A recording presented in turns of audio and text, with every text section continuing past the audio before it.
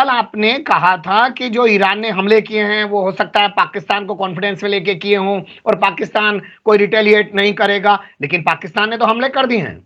लेकिन एक सवाल यहाँ पे ये भी तो खड़ा हो रहा है ना, क्योंकि पाकिस्तान पे आप अध्ययन कीजिए, पाकिस्तान अपना दुश्मन इंडिया को मानता है, भारत को मानता है, हिंदुस्तान को मानता है, अफगानिस्तान से भी वो परेशान है कि वहां से आतंकवादी आते हैं, लेकिन वो ईरान को तो कभी भी अपना दुश्मन नहीं मानता। ईरान ने हमला किया, उसी का उसने जवाब दिया। अगर उसे पहले से लगता कि ईरान में आतंकवादी बैठे हैं तो पहले हमला कर देता हूं। तो क्या ये जो चाइना कल से कह रहा था कि भैया संयम बरतो, चाइना ने एक फार्मूला दे दिया, ईरान को कह दिया अरे चलो इन्हें भी हमला करने दो, ये भी संतुष्ट हो जाएंगे और तुमने हमला कर दिया तुम भी संतुष्ट रहो, क्या चाइना की इसमें कोई भूमिका है? आईआरजीसी एक ऐसा संगठन जिसे वहां की सरकार भी बजट नहीं देती है, वो वहां की इकोनॉमी पे अलग तरीके से डील करता है, 25% इकोनॉमी उसके कब्जे में है। वो लगता है सरकार के और उसके बीच में तालमेल नहीं है। मैं 2-3 पॉइंट्स आपके सामने रखना चाहता हूं। दावोस में विदेश मंत्री ईरान के मिलते हैं पाकिस्तान के प्रधानमंत्री से। आपने बताया स्टेट ऑफ हॉर्मुज में जो है नेवल फोर्सेज जो है मिलिट्री एक्सरसाइज करती हैं। जो हमला किया जाता है ईरान की तरफ से उसको फॉरेन पोस्ट को हटा भी दिया जाता है। क्या ये सब चीजें नहीं दिखाती कि विरोधाभास चल रहा है सरकार में और आईआरजीसी में? आईआरजीसी बना दिया गया, हम मान लेते हैं चले जरूरत है, बना दिया। जो सुप्रीम लीडर हैं वो अपने अंडर में एक अलग से फोर्स रखना चाहते हैं, वो यार आईआरजीसी आगे चल के अल कुद्स बना देती है। अल कुद्स के जो कर्ता धर्ता थे वो कासिम सुलेमानी थे और उन्हीं के जरिए पूरे मिडिल ईस्ट इलाके के अंदर अलग अलग जो ग्रुप हैं वो खड़े किए गए। तमाम चीजें, जरूरत क्या है जब सरकार है, आर्मी है, सब कुछ है, एक अलग से सब चीजें सिस्टम चलाने की जरूरत क्या है? वो लोग सुन्नी हैं और वो लोग कहते हैं कि ईरान में उन्हें अपने अकीदे के हिसाब से इबादत करने तक की सही से इजाजत नहीं है, इसलिए उन्होंने हथियार उठा रखे हैं।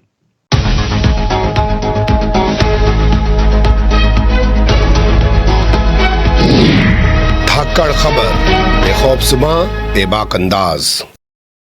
धाकड़ खबर में आपका स्वागत है। मैं आपके साथ हूं अकरम रईस खान। ईरान ने पाकिस्तान में हमला किया और अब पाकिस्तान ने भी ईरान में हमला कर दिया, लेकिन उससे पहले ऐसे बहुत सारे सवाल पूरी दुनिया में तैरने लगे हैं जिसको लेकर लोग बात करने लगे हैं कि क्या ईरान की सरकार और ईरान की आईआरजीसी में कोई तालमेल नहीं है, तालमेल की कमी है। इसके अलावा लोग बात करने लगे हैं कि ईरान ने जिस संगठन को निशाना बनाया है वो आखिर ईरान से दुश्मनी क्यों रखते हैं और ईरान पर वो आस्था के आधार पर अपने अकीदे को पूरा नहीं करने का आरोप क्यों लगाते हैं। इसके अलावा आईआरजीसी जो अलग तरीके से वहां पे ईरान में चल रही है, क्योंकि वो सरकार के सहयोग से तो चलती नहीं है, उसका फंडिंग सिस्टम भी अलग है, पूरा इकोनॉमिक स्ट्रक्चर अलग है, उसको लेकर भी लोग तरह तरह की बातें करने लगे हैं। तो इन तमाम चीजों को समझने की बारी बारी से कोशिश करेंगे, क्योंकि हमारे साथ फिर से एक बार जुड़ रहे हैं मोहम्मद अहमद काज़मी साहब, जो मिडिल ईस्ट पर, पूरे इस इलाके पर अपनी पैनी नजर रखते हैं, मीडिया स्टार बल्कि वो संपादक हैं। बहुत शुक्रिया सर वक्त देने के लिए। जी बहुत बहुत शुक्रिया, एक बार फिर मुलाकात करने के लिए, आपके दर्शकों से मिलने का एक बार फिर मौका मिला। जी कल आपने कहा था कि जो ईरान ने हमले किए हैं वो हो सकता है पाकिस्तान को कॉन्फिडेंस में लेके किए हों और पाकिस्तान कोई रिटेलिएट नहीं करेगा, लेकिन पाकिस्तान ने तो हमले कर दिए हैं।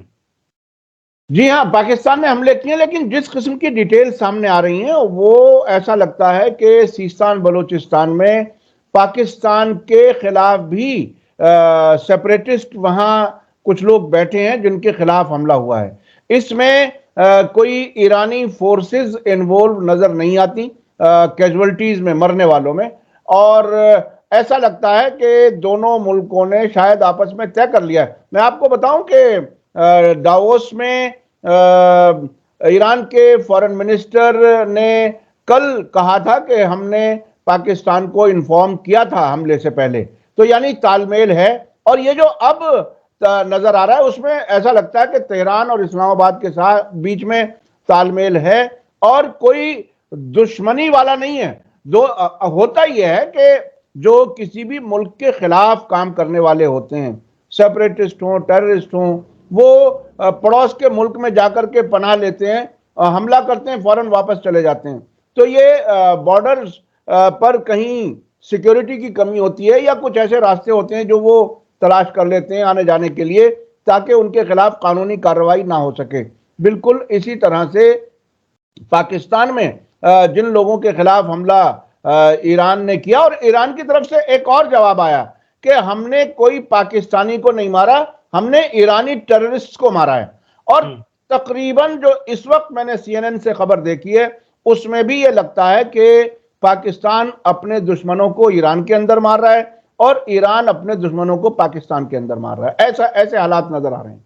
कुल मिला के आप ये कहना चाह रहे हैं कि मिली जुली नूरा कुश्ती चल रही है। क्यों चल रही है, एक तो सवाल ये होगा। दूसरा, आपने दावोस का जिक्र किया, तो दावोस में कल जब अनवारुल हक जो कार्यवाहक प्रधानमंत्री हैं पाकिस्तान के, लोगों ने ईरान द्वारा किए गए हमले के बारे में जब उनसे पूछा तो उन्होंने सवाल टाल दिया। तो क्या वाकई में नूरा कुश्ती है? बिल्कुल, बहुत मुमकिन है। देखिए, एक ही दिन उसी दिन हमला होता है ईरान की तरफ से पाकिस्तान में, और उसी दिन दोनों मुल्कों की नेवी स्ट्रेट ऑफ हॉर्मुज में एक्सरसाइज कर रही है। तो ये दुश्मनी वाली तो एक्सरसाइज होती नहीं है, ये तो दोस्ती वाली होती है कि कभी भी अगर कोई इमरजेंसी होगी तो हम एक दूसरे की मदद करेंगे। तो ये तो बहुत ही साफ साफ नजर आ रहा है कि दोनों के बीच में एक अंडरस्टैंडिंग है और कोऑर्डिनेशन के साथ। और इसमें भी, खबर में भी जो डिटेल आ रही है उसमें कोऑर्डिनेटेड यानी तालमेल के साथ हमला हुआ है पाकिस्तान की तरफ से भी। तो अब तक 56 फिल्म चल रही है क्या? नाना पाटेकर उस फिल्म में जब अपने मुखबिर को पुलिस वालों से छुड़वाने जाते हैं तो पुलिस वाले को रिश्वत का पैसा देते हैं। पुलिस वाला कहता है आप तो सर क्राइम ब्रांच से हैं, पैसा मत दीजिए, मैं नहीं लूंगा। तो वो कहते हैं नहीं, तू मेरी खुजा मैं तेरी खुजा। यानी पाकिस्तान में अब चुनाव हो रहे हैं और मार्च में ईरान में चुनाव होने वाले हैं। दोनों टेंशन बढ़ा के अपने यहाँ की जनता को खुश कर रहे हैं। देखिए, ये बहुत मुमकिन है, बहुत मुमकिन है आपका ये अंदाजा सही हो। लेकिन मैं एक चीज को करेक्ट करना चाहूंगा, जो बात आपने शुरू में इंट्रोडक्शन में कही कि आईआरजीसी सरकार उस पे मैं आऊंगा सर, उस पे मैं आऊंगा। लेकिन अभी फिलहाल ये जो हो रहे हैं, इसका बेनिफिट किसको हो रहा है? अब बेनिफिट दोनों को होगा। अगर दोनों के दुश्मन खत्म होते हैं और बॉर्डर के एरिया शांत हो जाते हैं, टेररिस्ट हमले नहीं होते। देखिए, आपको ये मालूम होना चाहिए कि बलोचिस्तान के अलग मांग करने की एक मांग है जो पाकिस्तानी बलोचिस्तान है, और उसको भड़काने का काम मुख्तलिफ दूसरे मुल्क भी करते हैं। और इसमें मुझे याद है हमारे प्रधानमंत्री जी ने एक बार 15 अगस्त को भी बलोचिस्तान के किसी उसका वो किया था, और अपने मन की बात में भी बलोचिस्तान से एक किसी सोशल एक्टिविस्ट को, सेपरेटिस्ट को, उसकी बात बाकायदा उन्होंने सुनवाई थी। तो मैं उसमें नहीं डिटेल में नहीं जा रहा, लेकिन बलोचिस्तान में सेपरेटिस्ट लोग हैं, अलग मुल्क बनाने की मांग करते हैं, और उनके टेररिस्ट बहुत मुमकिन है, जिस तरह से पाकिस्तान ने हमला किया है, उनके मुखालिफिन, उनके दुश्मन ईरान में बैठे हैं। तो दोनों तरफ से अपने अपने दुश्मनों को निपटाने का काम हो रहा है, ऐसा लगता है। ठीक है, दुश्मन तो निपटाए जा रहे हैं, लेकिन अंदरूनी राजनीति जो ईरान में चल रही है, पाकिस्तान में चल रही है, उसकी शुरुआत वैसे ईरान की तरफ से हुई है। उसने भी अपने यहाँ के लोगों को संतुष्ट कर दिया और पाकिस्तान ने भी जवाब देकर अपने यहाँ के लोगों को संतुष्ट कर दिया। यानी अंदर बहुत ज्यादा बेचैनी है दोनों मुल्कों में। देखिए, पाकिस्तान के अंदर की बेचैनी तो सरफेस पर नजर आती है। जब से इमरान खान की हुकूमत गिरी है, इमरान खान ने अमेरिका के खिलाफ बाकायदा पब्लिक में बहुत सी बातें कही थी। उसके बाद जब सरकार बदली तो इमरान खान ने उसे इंपोर्टेड सरकार कहा। अब नवाज शरीफ दोबारा प्राइम मिनिस्टर बनने की तैयारी कर रहे हैं, उनके खिलाफ मुकदमे वापस हो चुके हैं। तो पाकिस्तान में जो मौजूदा सरकार है, केयरटेकर सरकार है हालांकि, लेकिन बहरहाल नवाज शरीफ के जो भाई हैं शहबाज शरीफ, वो प्राइम मिनिस्टर थे केयरटेकर सरकार से पहले। तो ऐसा लगता है कि उनका असर इस सरकार पे है। और यहाँ तो बहुत सरफेस पर है मुखालिफ कौन है और कहाँ किस तरह से इलेक्शन लड़ा जा रहा है। लेकिन ईरान में अभी इस तरह की कोई चीज खुल करके कोई सामने नहीं आई कि इस सरकार के खिलाफ जो मौजूदा सरकार है इब्राहिम रईसी की, उसके खिलाफ कोई इतना बड़ा कोई मूवमेंट हो। लेकिन हाँ, मुझे ये बीच में याद दिला दूं कि महंगाई के खिलाफ और औरतों के जो पर्दे के खिलाफ जो कुछ मूवमेंट वहां चलाया गया था, प्रोटेस्ट चले थे, वो लोग इस सरकार के खिलाफ जरूर हैं। और वो सिर्फ इब्राहिम रईसी की सरकार के खिलाफ नहीं है, बल्कि वो इस्लामिक किसी भी सिस्टम के खिलाफ है। लेकिन एक सवाल यहाँ पे ये भी तो खड़ा हो रहा है ना, क्योंकि पाकिस्तान पे आप अध्ययन कीजिए। पाकिस्तान अपना दुश्मन इंडिया को मानता है, भारत को मानता है, हिंदुस्तान को मानता है। अफगानिस्तान से भी वो परेशान है कि वहां से आतंकवादी आते हैं। लेकिन वो ईरान को तो कभी भी अपना दुश्मन नहीं मानता। ईरान ने हमला किया, उसी का उसने जवाब दिया। अगर उसे पहले से लगता कि ईरान में आतंकवादी बैठे हैं तो पहले हमला कर देता हूं।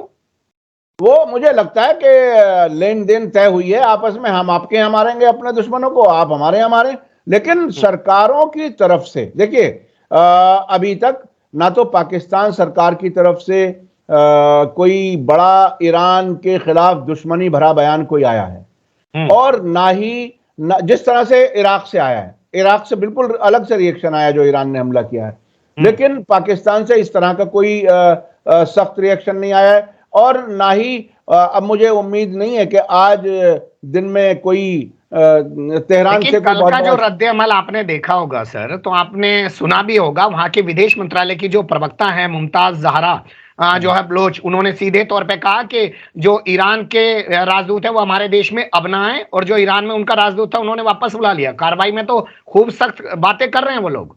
हाँ, वो शायद वक्ती तौर पर कुछ चीजें होंगी, लेकिन मुझे ऐसा नहीं लगता कि दुश्मनी कोई बहुत बढ़ेगी।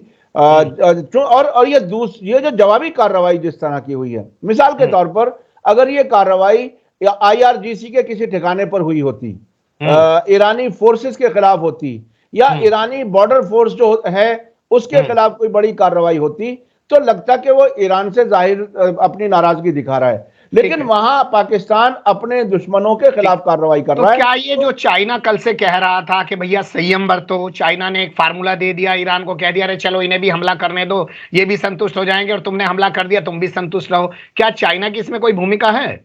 बहुत मुमकिन है, बहुत मुमकिन है। चाइना ईरान के भी नजदीक है और पाकिस्तान के भी नजदीक है, और जो अमेरिका के खिलाफ एक तरह से ब्लॉक बन रहा है, रूस, चाइना, ईरान, वो तो बहुत ही अहम है। अच्छी अंडरस्टैंडिंग है इनके बीच में, तो बहुत मुमकिन है कि चीन ने कोई ऐसा सॉल्यूशन बताया हो कि तुम अपनों से निपट लो, कोई बात नहीं, दोनों तरफ से हो जाएगा। ठीक है, अब अंदर की बात करते हैं। IRGC एक ऐसा संगठन जिसे वहां की सरकार भी बजट नहीं देती है, वो वहां की इकोनॉमी पे अलग तरीके से डील करता है। 25% इकोनॉमी उसके कब्जे में है। वो लगता है सरकार के और उसके बीच में तालमेल नहीं है। मैं 2-3 पॉइंट्स आपके सामने रखना चाहता हूं। दावोस में विदेश मंत्री ईरान के मिलते हैं पाकिस्तान के प्रधानमंत्री से। आपने बताया स्टेट ऑफ हॉर्मुज में जो है नेवल फोर्सेज जो है मिलिट्री एक्सरसाइज करती हैं। जो हमला किया जाता है ईरान की तरफ से उसको फॉरेन पोस्ट को हटा भी दिया जाता है। क्या ये सब चीजें नहीं दिखाती कि विरोधाभास चल रहा है सरकार में और IRGC में? IRGC के और सरकार के बीच में कभी टकराव सामने नहीं आया, और इस वक्त क्या है, क्यों है ऐसा, क्या कोई तालमेल की कमी है, ये तो आने वाला वक्त बताएगा। लेकिन मुझे ऐसा बिल्कुल एहसास नहीं है कि IRGC सरकार के खिलाफ हो। लेकिन मैं एक चीज और बताता हूं आपको, वहां की सरकारें जो फर्क होता है आमतौर पर, मिसाल के तौर पर महमूद अहमदीनेजाद की सरकार वो कुछ ज्यादा हार्ड लाइन समझी जाती थी। फिर बाद में एक सरकार आई रूहानी की, उसको काफी मॉडरेट सरकार समझा गया, और खुद ईरानी लोग इस बात को कहते थे कि वो वेस्ट के लिए ज्यादा खुली हुई है, वेस्ट से ताल्लुकात चाहती है, सऊदी अरब से ताल्लुकात बेहतर चाहती है, उसे मॉडरेट सरकार कहा जाता था। इस वक्त जो रईसी हैं उनके बारे में कहा जाता है कि उनकी सुप्रीम लीडर यानी जो रिलीजियस लीडरशिप है उससे बहुत अच्छी अंडरस्टैंडिंग है। और मुझे याद है कि जब इनको ओथ टेकिंग सेरेमनी हुई तो इनके नाम के साथ ईरान के मीडिया ने आयतुल्ला रईसी भी लिखना शुरू किया। तो मतलब एक रिलीजियस आइडेंटिटी उनकी है। लेकिन वो अब सऊदी अरब से भी ताल्लुकात बेहतर कर रहे हैं और बाकी मुल्कों से भी ताल्लुकात। लेकिन हाँ, ये बात अपनी जगह सही है कि ईरान में रस्साकशी कभी कभी जो होती है वो प्रो वेस्ट और एंटी वेस्ट ब्लॉक्स के बीच में होती है। और वो जो लोग हैं जो महंगाई से परेशान होते हैं, जो जिन्हें अमेरिका की वीजा चाहिए, जो इस किस्म के लोग हैं, वो अपनी सरकार के खिलाफ भी बात करते हैं। ठीक, IRGC बना दिया गया, हम मान लेते हैं चले जरूरत है, बना दिया। जो सुप्रीम लीडर हैं वो अपने अंडर में एक अलग से फोर्स रखना चाहते हैं, और यार IRGC आगे चल के अल-कुद्स बना देती है। अल-कुद्स के जो करता धरता थे वो कासिम सुलेमानी थे, और उन्हीं के जरिए पूरे मिडिल ईस्ट इलाके के अंदर अलग अलग जो ग्रुप हैं वो खड़े किए गए। तमाम चीजें, जरूरत क्या है जब सरकार है, आर्मी है, सब कुछ है, एक अलग से सब चीजें सिस्टम चलाने की जरूरत क्या है?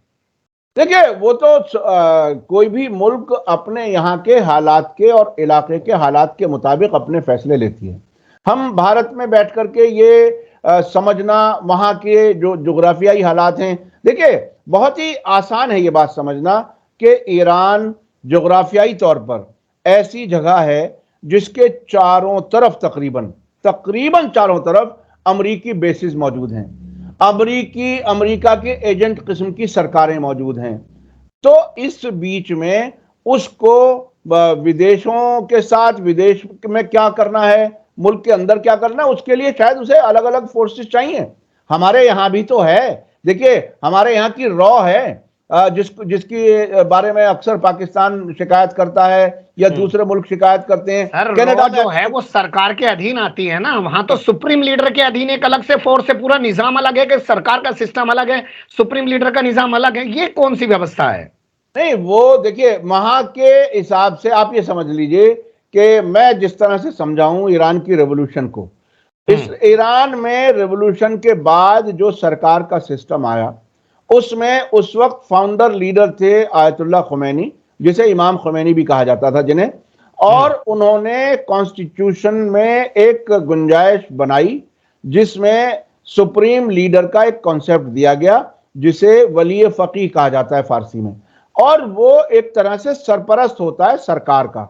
सरकार का सरपरस्त का मतलब यह है कि अगर पूरी सरकार कोई एक फैसला ले और फिर उसके बाद उनके पास जाए, सुप्रीम लीडर के पास, अगर वो सिर्फ एक सेंटेंस ये कह दें कि अभी इस बात की सलाह नहीं है, मसलहत नहीं है, तो वो फैसला वापस हो जाता है बहुत ही पीसफुली, उसमें कहीं कोई चूं चरा नहीं होती। तो वो एक सिस्टम है और शायद वही बाइंडिंग फोर्स है जो रेवोल्यूशन को अभी तक बाकी रखे हुए है। नहीं, हम ये कह रहे हैं चलिए आईआरजीसी की जरूरत है, सुप्रीम लीडर को उन्होंने बना लिया, तो उसका बजट जो है वो सरकार ना दे के वो लोग खुद क्यों कलेक्ट करते हैं? खुद तमाम उन्होंने अपने स्टेट में और रियल एस्टेट में और तमाम जगह न जाने कहां कहां से वो पैसा उगाते हैं और तब वो अपने आप को चलाते हैं। हाँ, उन्होंने अपनी बाकायदा इंडस्ट्रीज चलाते हैं वो, उसमें बाकायदा जिसे कहते हैं एम्प्लॉयमेंट जनरेट होता है, नौकरियां मिलती हैं लोगों को। तो वो एक सिस्टम है जिसके लिए उन्होंने इजाजत दी हुई है, वहां के सरकार ने भी, वहां के लीडर ने भी।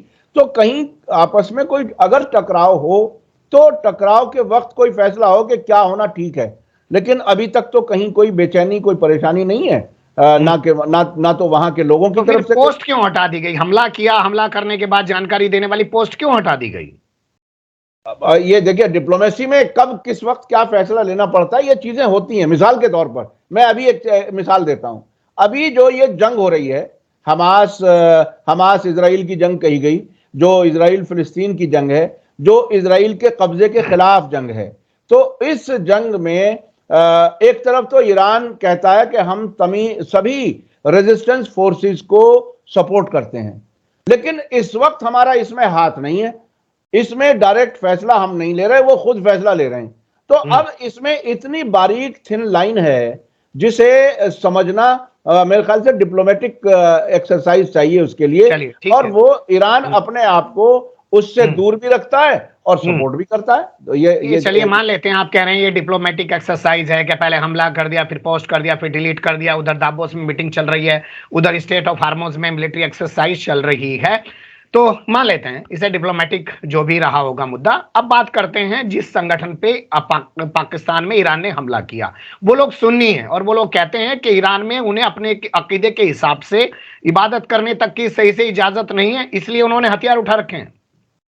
वो उसमें बहुत ही कमजोर उनकी आर्गुमेंट है। कमजोर इसलिए कि ईरान में एक वाइस प्रेसिडेंट सुन्नी है और इस इलाके में जहां सुन्नी मेजॉरिटी है वहां सुन्नियों की बाकायदा नुमाइंदगी है सरकार में, ऐसा नहीं है। और आमतौर पर हमारे यहाँ भारत में यह कह दिया जाता है कि सुन्नियों की मस्जिदों की इजाजत नहीं है, शियों की मस्जिदों की, शिया जो हैं वही हावी हैं। वहां ये एक जनरल पैटर्न है कि जहां जिसकी आबादी ज्यादा है वहां उसका इमाम नमाज पढ़ाता है और बाकी सभी उसके पीछे नमाज पढ़ते हैं, शिया भी और सुन्नी भी। ये चीज आपको दुनिया में शायद कहीं मिले। मैंने खुद तेहरान में 4 लोगों के बीच जब नमाज हुई, मैं भी नमाज के लिए खड़ा हुआ तो सुन्नी को ही इमामत के लिए आगे खड़ा किया गया।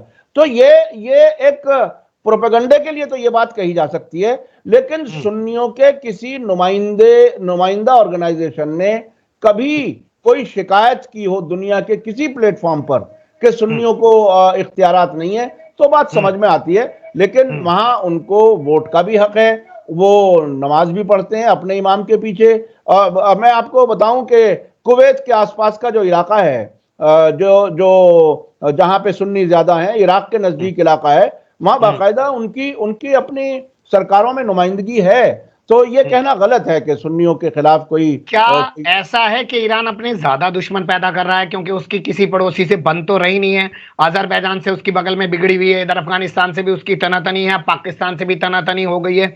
तो ये दुश्मन अपने जानबूझ के बढ़ा रहे हैं ताकि अपने यहाँ की अंदर की राजनीति को शांत कर सकें, क्योंकि जंग के नाम पे तो इकट्ठा कर लो, अरे भाई साहब मुल्क पे खतरा है, इकट्ठे हो जाओ, इकट्ठे हो जाओ। नहीं, देखिए, अफगानिस्तान के साथ उनकी अच्छी अंडरस्टैंडिंग चल रही है, तालिबान सरकार के साथ कोई ऐसी दुश्मनी नहीं है, कोई टकराव नहीं है। और बाकायदा पिछले दिनों तालिबान ने ईरान के साथ काफी दोस्ती का भी इशारा दिया है। और अगर आपको याद हो, तकरीबन 1.5 साल पहले ईरान से हेरात, जो नजदीक का शहर है अफगानिस्तान का, उससे रेलवे लाइन कनेक्ट करके चीन तक ले जाने के लिए ईरान को ठेका मिला है। तो ईरान के अफगानिस्तान से ताल्लुकात बहुत अच्छे हैं, ईरान के इराक से ताल्लुकात बहुत अच्छे हैं 2003 के बाद की सरकारों के बीच। ये अभी जो हुआ है ये तो एक वाकया है, शायद ये एक आध हफ्ते में चीजें क्लियर हो जाएंगी। तुर्की के साथ भी उसके ताल्लुकात ठीक हैं, कोई परेशानी की बात नहीं है। अब सऊदी अरब के साथ भी अच्छे ताल्लुकात हैं। तो वो तुर्की तो अजरबैजान के साथ खड़ा हुआ है और अजरबैजान के खिलाफ ईरान खड़ा हुआ है। हाँ, तो अजरबैजान में आपको मैं बताऊं कि अजरबैजान में और तुर्कमेनिस्तान एक शहर वो है अफगानिस्तान से बिल्कुल लगा हुआ, ईरान के बॉर्डर से नजदीक। इन्होंने बाकायदा इजरायली सरकारों के साथ कुछ चीजें की हैं, ताल्लुकात बढ़ाए हैं, और इजराइल ईरान के खिलाफ इनको भड़काता है। तो इजराइल की कोशिश ये है कि ईरान के नजदीक तरीन बॉर्डर के बिल्कुल नजदीक तक हम पहुंच जाएं ताकि हम सर्विलेंस कर सकें, जासूसी कर सकें। तो वो इजराइल का जब एलिमेंट आ जाता है दुश्मनी का, तो उसमें उसके इम्कान हमेशा रहते हैं कि फिर दुश्मन के अगर इशारों पर ही आपको काम करना है तो ठीक है, फिर हम भी उसी तरह से चलेंगे। लेकिन कभी ईरान ने किसी पड़ोसी मुल्क के खिलाफ जंग शुरू नहीं की है। ठीक है, सवाल इसलिए भी बड़ा होता है सर, सवाल इसलिए भी बड़ा होता है कि जो 12 सिपाही मारे गए थे आतंकवादी हमले में ईरान के, वो महीने भर पुरानी खबर हो गई। अब महीने भर बाद हमला करना, और वो भी तब करना जब भारत के विदेश मंत्री वहां से दौरा करके वापिस लौट गए हैं। और हम जानते हैं इस वक्त में पाकिस्तान के अंदर नवाज शरीफ को लाने की कोशिशें की जा रही हैं, और हमारे यहाँ जो सरकार है उसके नवाज शरीफ से कैसे ताल्लुकात रहे हैं। तो क्या कहीं कुछ अंदर खाने बहुत कुछ पका है क्या? देखिए, एस जयशंकर का जो एजेंडा था, जो डिटेल सामने आई है तेहरान में, वो ज्यादातर हूथियों के जरिए जो हमला किए जाने वाले शिप्स हैं, जो जहाज हैं, उनके बारे में बात हुई है। और भारत ये चाहता है कि उसके आने जाने वाले जहाज पुरअमन तरीके से वहां से गुजर जाएं। और शायद एक दिन पहले अमेरिकी फॉरेन मिनिस्टर ने एस जयशंकर से फोन पर बात की थी।